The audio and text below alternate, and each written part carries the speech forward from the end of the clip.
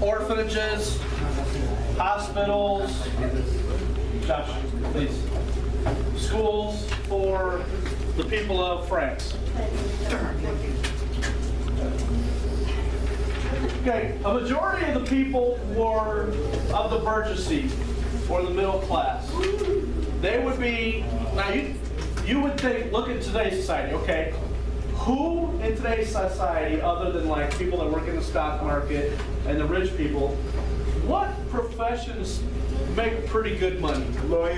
Lawyers, engineers, killers, doctors, well, killers for hire, bank robbers. Okay, how about legal professions? Yeah, okay, okay, well, you guys said doctors, lawyers, engineers. Yeah, they make good money. Back then, they didn't. Engineers were basically people who built things, carpenters, construction, lawyers, doctors. They didn't make, they were actually part of the lower class and low parts of the middle class. The burgesses was the name that the French word for middle class. And a large part of the population was made up of the burgesses.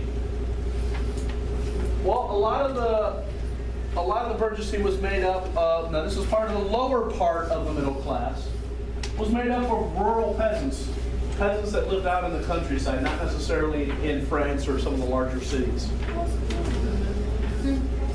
Now these rural peasants owned land. A lot of times they were tenant farmers, which means they would stay on the land and farm, and a large part of what they grew would go towards purchase, trade at the markets, but they would also send a lot of their goods to the church to help support these orphanages and the schools and the hospitals. Yes, Rose? Hurry. Okay? But they would also be be made up of urban workers, people that didn't make a lot of money, poorest members, the lowest wages. Those were generally people that were, like we said, construction. Different jobs that you would see in the city that you see in our cities that make a lot of money, back then didn't necessarily make a lot of money.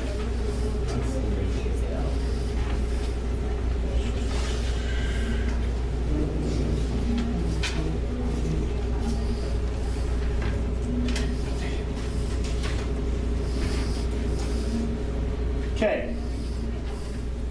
Well, a lot of these poor people were getting tired of starving, struggling to get by day. There was a lot of unrest. They would be upset. They're not happy with the way the king's running the country. And a lot of the reasons for it is financial troubles. Not just their own financial troubles, but France's, the country's financial troubles. And a big reason why they had financial problems was the same reason you'll see a lot of problems here in this country today. Financial debt. Their country owed a lot of money to other people. The United States has a lot of financial debt, not only to other countries, but to its own people. They constantly borrow from us in what's called taxes, and they tax returns and all that, but they still owe the people a lot of money from where they have public debt. Public debt is also where they borrow money to pay for goods and services that they import to the country for us. So our country has a lot of debt, just like France did. And that was the primary cause for their financial troubles. The country's debt. Well, who helped Americans win the American Revolution? You guys just talked about this in your projects. France. Okay? Well, a lot of their financial debt came from fighting that war, helping us win our independence. They had to spend a lot of money to fight that war. They had to feed their soldiers. They had to send ships across. All of the costs of fighting that war built up. But they also had the 7 Years' War that they fought that we had talked about recently. So they had a lot of their debt built up because of the 2 wars that they had fought recently. What's our country's solution for bringing in money? What do they do with us? Taxes. That was also the king's solution then. His solution was, well, if I raise taxes, that'll bring more money in. But the problem with taxes is it causes everything to cost more. Prices go up. And what really hurt the people was the cost of the food that they bought went up. They couldn't afford as much food as they had before. So now the people that were barely making it, that weren't starving, cannot afford to buy a loaf of bread. And you would see this pop up, whether it's true or not. A little story here on the side. Whether it's true or not, the Queen of France, Marie Antoinette, it's rumored that she said when she found out that the people could not afford to buy bread because her and the king and the royalty were living so well, she was so out of touch. Well, if they can't eat bread, they can't afford bread, let them eat cake.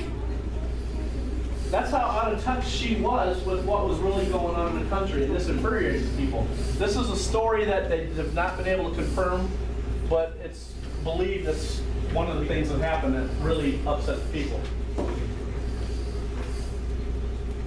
Well, when they tax people, who was the ones that ended up paying more in taxes? You think the rich?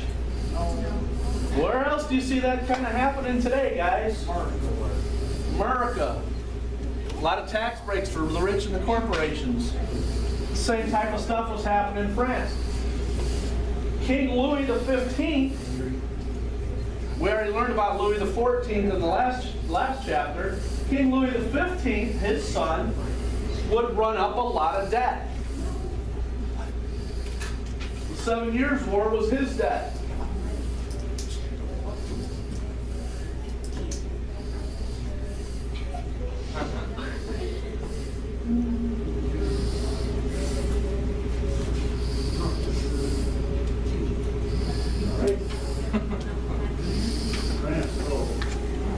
Okay, after Louis XV, his son would take over, Louis XVI.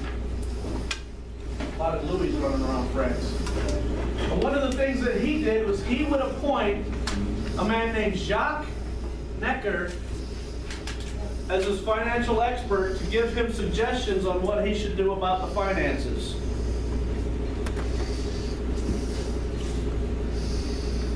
Well, Necker made some suggestions. He suggested that the king reform the government, make changes that'll help, reduce the amount of spending the government makes. Instead of bringing all of these imports in that we're bringing from other countries and spending money on all these wars, let's not spend so much on that. Maybe make some stuff here of our own and sell it to other countries. Stop the wars that's costing us money. Abolish tariffs. Get rid of taxes on imports. That way the cost of things that do come into the country don't cost as much. Our people can afford more. He would do these things. Unfortunately for Jacques, one of his suggestions was to start taxing the rich. You think the rich are going to be happy about that? No, they're not. And they're going to put a lot of pressure on King Louis to remove Jacques from his financial expert, financial advisor position. Now, who did we say were the rich? We're generally the rich. The church, clergy, and the nobles. They would put a lot of pressure on the king. Because where did the king get most of his support? The church and the nobles. So if TJ's in charge, and he's got everything going smooth with, he hired Zeus to take care of all his finances for him. Zeus says, hey, let's start taxing Chris and Antoine and Josh, who all have a little bit of pull with TJ. Well, they don't want to be taxed, so they're going to talk to TJ, hey man, we got to get rid of this and find somebody else. TJ is going to have a tendency to do that because those are his friends.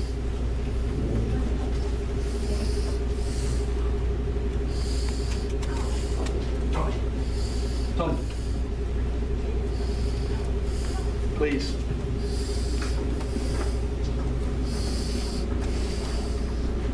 Okay, we talked about the Estates General, right? Earlier, the three social classes that made up the Estates General. Legislation body, we talked about that, like Parliament was.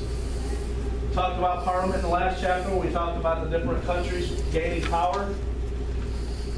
Okay, it was made up of the three estates.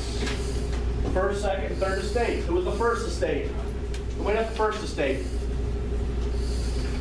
Said it just before lunch. Rose, you start to say it. Clergy. Okay, who made up the second estate? Middle class, some of the lower class nobles. And who made up the third estate? The rest of the people. That's right. Okay? Well, if you remember, we talked about some of the kings back in the last chapter of France that abolished the meetings of the Estates General. Remember that? Who remembers that? Okay, Romo. We had mentioned that for 175 years, that the Estates General, these three legislative bodies, did not meet. What's that?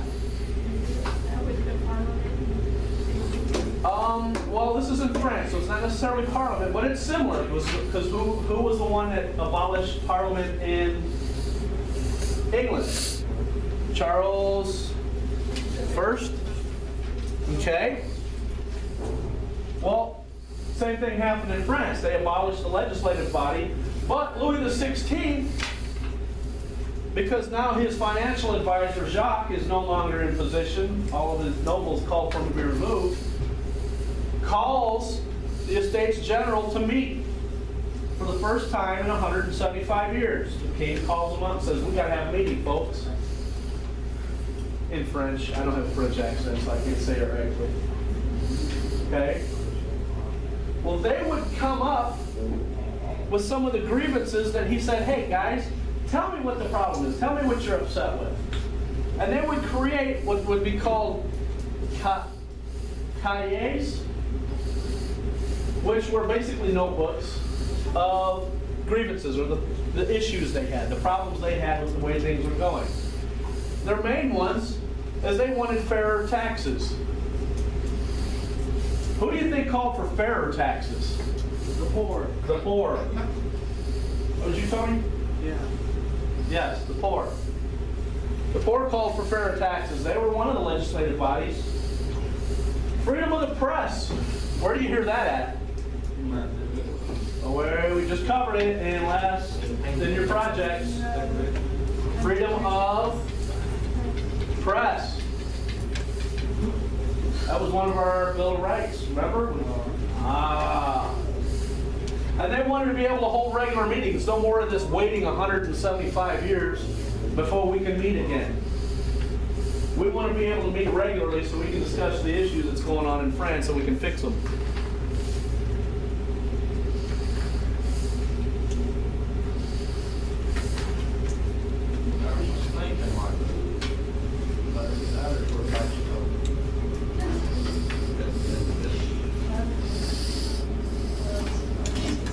All right. So in May of 1789, after the 175 years is up, the Estates General convened. What does convene mean? Kind of stepped in. What was that? Kind of stepped in. They get together, they step in and say, okay, this is what we're going to do. But they had a problem. They became deadlocked over an issue. What's deadlocked mean? Can't decide on. They can't make a decision. And that problem they had is they couldn't figure out how they were going to count votes. The rich wanted their vote to count for more than anybody else. The poor are going, you're just a person like me. Why should you get more of a vote than me? So they would have issues with this and they would become deadlocked. Well, the third estate, the poor, would get tired of this. They would be tired of all the things that the rich and the nobles were trying to pull. They would declare themselves to be their national assembly. Declared themselves to be a national assembly. They were the ones that should be in charge because why? They're the majority of the population. This would lead to something that would be called tennis court oath. For anybody that studies anything about the French Revolution and French history, this is a big part of why the revolution took place. Tennis court oath. They agreed. Now this is not necessarily all of the Estates General, this is the third estate. They agreed that they would never separate and they would meet continuously until a sound, just constitution was established. What's sound and just? Sound and just mean? Sorry, what was it? Fair. Just is fair. What about sound? What would it mean in this case? Applies to everyone. Applies to everybody. It's right direction. How about solid? It's a solid, fair constitution. This is what they would agree upon, and this is the oath they would take, called the tennis court oath. You would see the never separate would become real important within the next few months in France in 1789.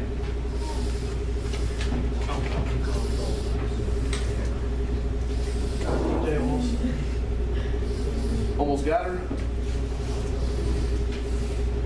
Yes, no? Maybe so? Okay.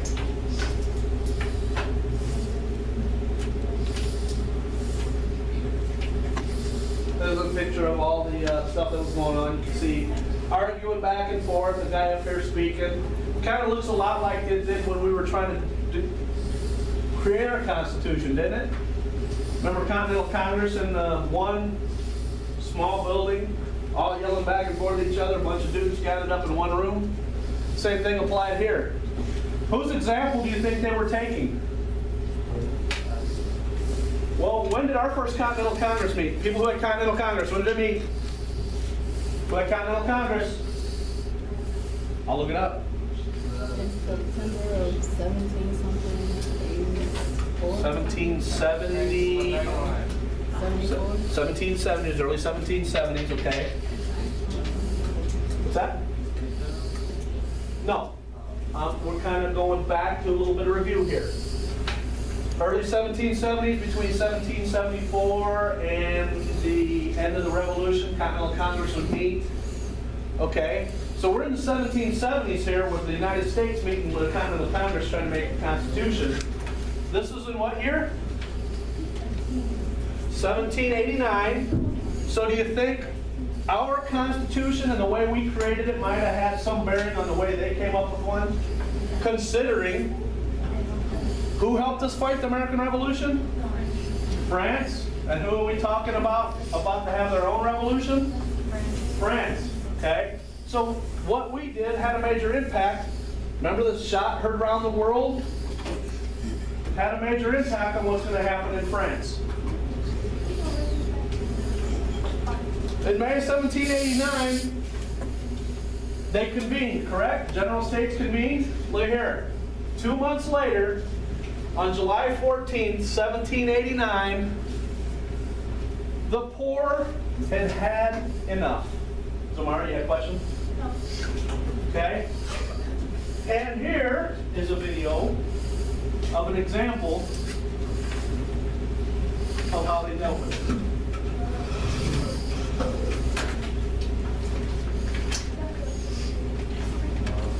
Carried out the fleas, country, icy clean. Has got the humanity. No matter what your reason, they say. Gotta go. Fabulous French.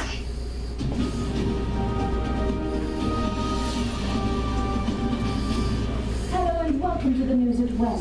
When, 1789, when the people of France decided that King Louis XVI and his rich friends had been living the high life at their expense for long enough, and that it was time for common people to run the country.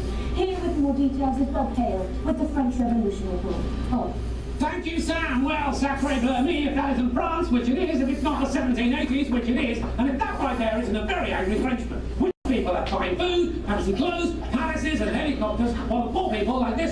don't even have the bread on their table. But how can it, what? I don't think I did say helicopters. But how do these poshers afford all that stuff, I hear you ask? Well, by taking money from poor taxpayers, like our friend here, and then borrowing even more money from other countries, which means that by 1789, France is riddled with debt, and most French people are penniless and hungrier than an alligator on the move. All while King Louis XVI and his posh chums are living it up big style. Marie Terrible, Antoinette. really, but I guess that's just the way things are, and there's not a lot you can do about it, right? Wrong! The commonest strike of a plan to remove the king and run the country themselves, which signals the start of the one and only, the world famous, ladies and gentlemen, it's the French Revolution! Viva la Revolution! Sorry, I can't get carried away. As the revolutionaries don't hang around, they storm the Bastille, a famous old fortress here in Paris, partly to show the king's boss, and partly to steal a load of explosives. Well, that's angry mob for you. So King Louis, fearing for his life, dresses up as a Russian aristocrat butler, with, and runs off to hide up here in a place called something or other. A cunning plan that works this much. Yep, not at all. The king is captured, he's brought back to Paris and told that he's not in charge anymore. He keeps the crown, but he loses most of his power, influence, and helicopters. And that's what? I didn't say helicopters. And things go from bad to worse for King Louis. In 1792, France declares war on Austria, a neighbouring country who want the revolutionaries out and the king back in. So they tell the revolutionaries that if they don't put the king back in, they'll start doing some pretty horrible things to the French people. A very clever tactic that works this much. Yeah, not at all. Turns out the revolutionaries just hate being told what to do. They completely ignore the threat, accuse the king of plotting with the Austrians, and cut his head off. Then they cut his wife's head off. And then, frankly, they just get a little bit carried away. Soon they are cutting heads off left, right, and centre, declaring anyone who doesn't agree with everything they say as an enemy of the revolution, a crime punishable by, yes, you've guessed it, having your head cut off. In fact, if we look at the head cutting ophometer, we can see that somewhere between 16 and 40,000 heads were cut off in just 2 years. So many, in fact, that they not only broke our thingy, but they had to invent a whole new head cutting off thingy called the guillotine. So, at that time, it was all cut his head off, cut her head off, cut his head off, cut her head off, until, finally, after 5 long years and lots of heads being cut off, the people of France said, stop cutting people's heads off! And they took the man responsible for most of the heads being cut off, Maximilian Robespierre, and yep, you've guessed it, they cut his head off. And that's the end of the French Revolution, the end of the French royalty, and if I don't get a cup of tea and a biscuit in the next 3 seconds, it might very well be the end of Bobsy. Oh, thank you so much, thank you, thank you. Oh, that feels so much better. You know, now I think of it, I did say helicopter there, didn't I? I think I just need a holiday. Sam, a couple of weeks in the Maldives?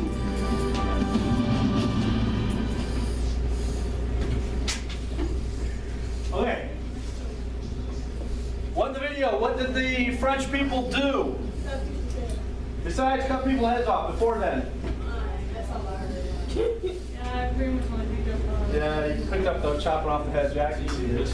They stormed the Bastille. The Bastille was a fortress that was built in France during the medieval times. It was being used as a prison.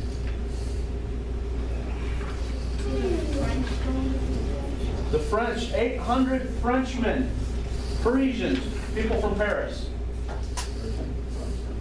They got together and they stormed or attacked the Bastille.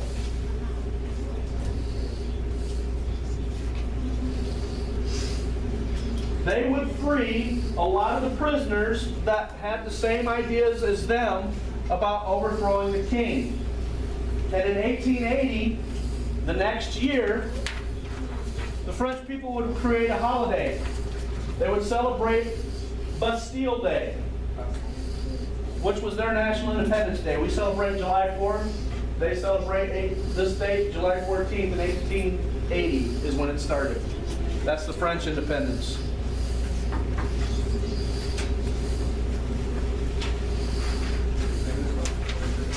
What's that? Parisians. People from Paris.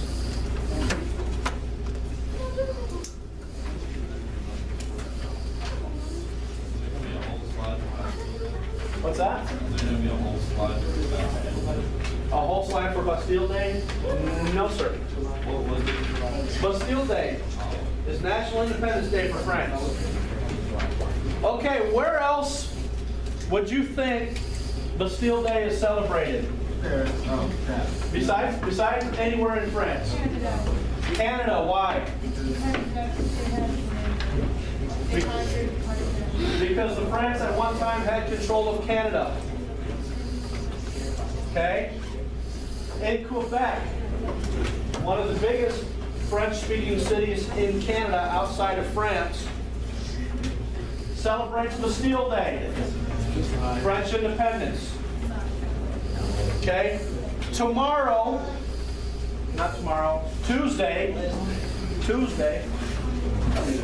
Tuesday, we will talk about some of the events that happened after Bastille Day and one of the leaders that would help overthrow the king. Yes? History paper is due Tuesday. Tuesday, mark this. It's going Tuesday. Why? Why? You had a whole week to work on it after the projects. You can do it, Angel. I know you can. You were all worried about the PowerPoint and the presentation, and you did that just fine. Yeah, hang on to those so you guys can do some, like you're really gonna do it. So you can do some studying over the weekend. Oh my gosh. Oh, man. 4 days off and I still gotta study? Okay, are there any questions about what we covered today? What's Bastille Day? National Independence. When was Bastille Day? When did it start? When did they storm the Bastille? July 14th, what year? 1789. 1789. Why did they storm the Bastille? What were the poor people upset about? Being taxed too much by the rich. Being poor enough to not be able to afford bread. Who did they blame? Marie Antoinette and the king? Louis XVI. Okay. Who did Louis the 15th, or sorry, who did Louis the 16th hire as his financial advisor? Jacques Necker. What was his 3 ideas to help limit spending? Abolish tariffs. Reform the government. What else? CK, what else did he do? Reform the government, abolish tariffs, and what?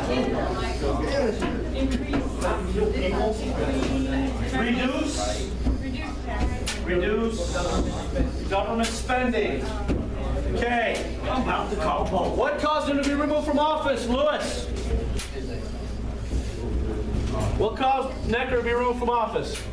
What was his idea that got him thrown out? Not necessarily poor people could afford bread. Who did he want to tax? He wanted to tax the rich and the nobles. So they asked the king to throw him out. Who ran up a lot of debt? King Louis XVI's father. Who was it? Trina. Who's King Louis XVI's father? He ran up a lot of debt. See you Tuesday.